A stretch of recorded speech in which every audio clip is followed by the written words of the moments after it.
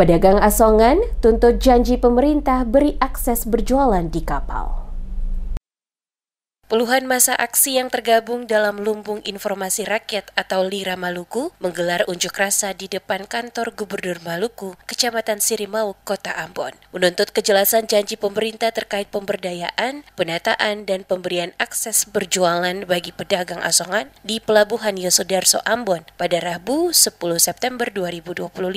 Dalam aksinya, massa mendesak Gubernur Maluku untuk segera memanggil pihak KSOP Ambon, Pelindo, dan Dinas Perhubungan, lantaran hingga kini pedagang asongan masih kesulitan berjualan di atas kapal Pelni. Massa juga menyinggung tingginya angka pengangguran di Maluku, serta status provinsi ini sebagai daerah termiskin keempat di Indonesia.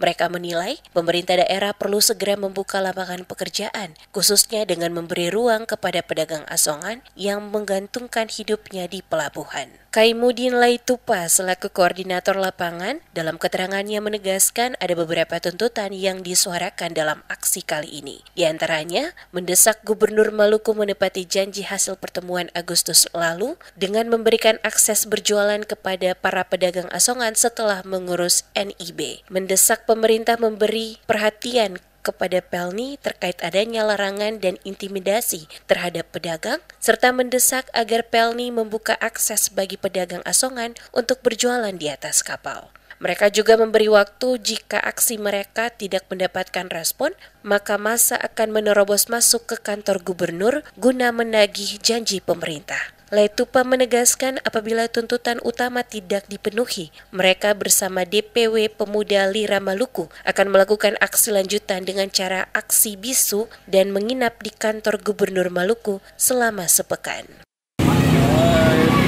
Tujuan pertama adalah kita dari DPW Pemuda LIRA Maluku bersama pedagang asongan menjadi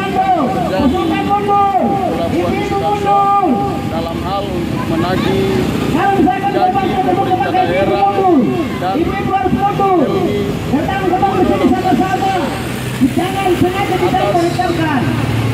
persetujuan mereka pada pertemuan bulan Agustus yang lalu. Mereka sudah